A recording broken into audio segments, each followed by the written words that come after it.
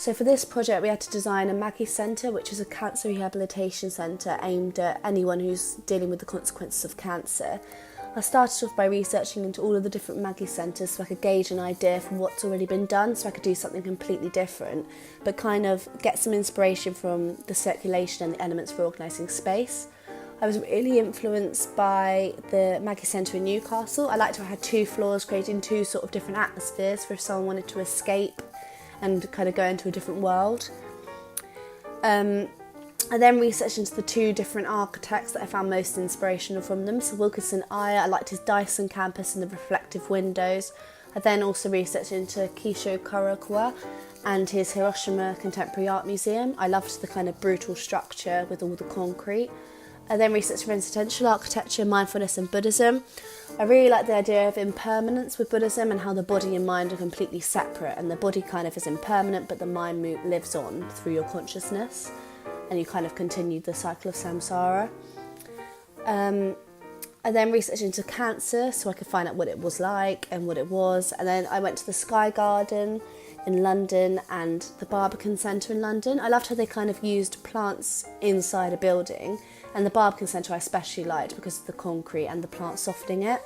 I then found my site, which is Sussex Square in Brighton. I then researched into the history of Kemp Town, because that's where it is, and found out they have a really big gay community, so I thought I'd kind of bring that into the landscaping and have multicoloured plants to kind of support it. And then I researched into colours linking to emotion, which really proved useful in interiors and with the landscaping. I then researched into contemporary architecture and contemporary landscaping, and modern architecture and modern landscaping, and brutalism, because I loved how plants soften the harsh structure and the geometry. I then researched into the kind of different plants I could use, and then Tadeo Ando was a big influence of mine. I then found 2 concepts after going through the brief. My first concept was family trees and legacies, which I didn't really find very useful. It didn't really make a clear connection. So then I also wanted to include the human body and how different rooms could class as like the heart or the lungs, that sort of vibe. And I did some just trying to find different forms, which I felt was quite difficult really, because it's quite hard to just think of them with not really much inspiration of a solid structure. So then I did inside out. So I started off with the heart of the building, which is a kitchen, and then kind of worked my way outwards to kind of build my concept and the form. I then researched into country kitchens, which helped me with the layout of my kitchen in the end. So then I kind of did my feature rooms, my main rooms, and which came up with my final idea. So then I created a sketch model, and so the kitchen is the heart of the building, and then the lungs are the relaxation rooms.